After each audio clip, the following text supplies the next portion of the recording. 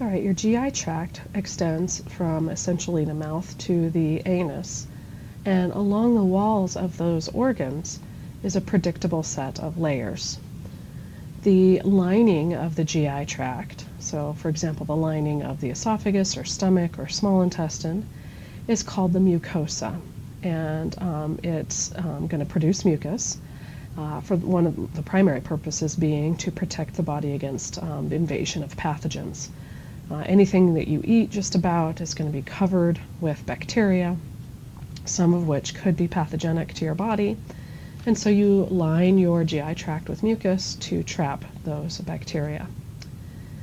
Deep to the, let me point to the mucosa, so that would be the actual lining of the lumen of the GI tract. The lumen would be the hollow space or cavity within the GI tract.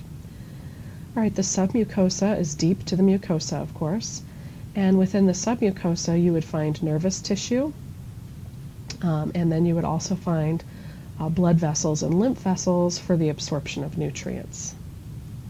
I just pointed to the submucosa there. Also in the submucosa you would find glands for secretion into the lumen. And then outside of the submucosa would be a layer of muscle called the muscularis. And the muscularis typically has two distinct layers to it: a circular layer in which the muscle fibers extend around the diameter of the GI tract, and a longitudinal layer in which the muscle fibers run along the length of the digestive tract. The combination of these two layers allows for a variety of movements so that you can get motility along the GI tract. I should point out that in some parts of the GI tract you've got additional muscular layers. For example, in the stomach, there's not just two layers of muscle, but in fact three. All right, and then the outermost surface of the GI tract organs would be covered in serosa.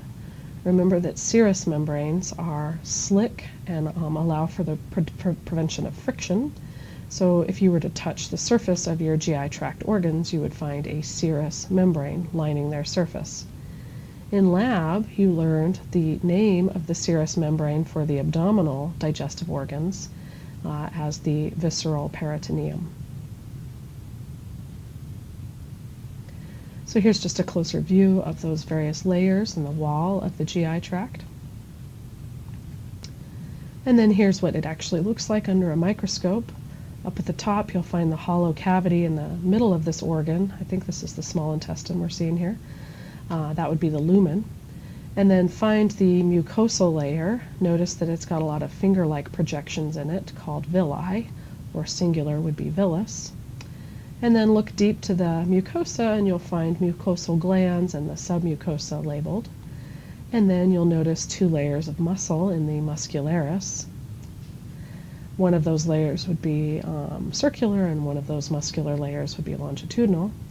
And not labeled here, the very surface of the organ itself, it looks like just a faint line at the bottom of the screen, would be the serosa.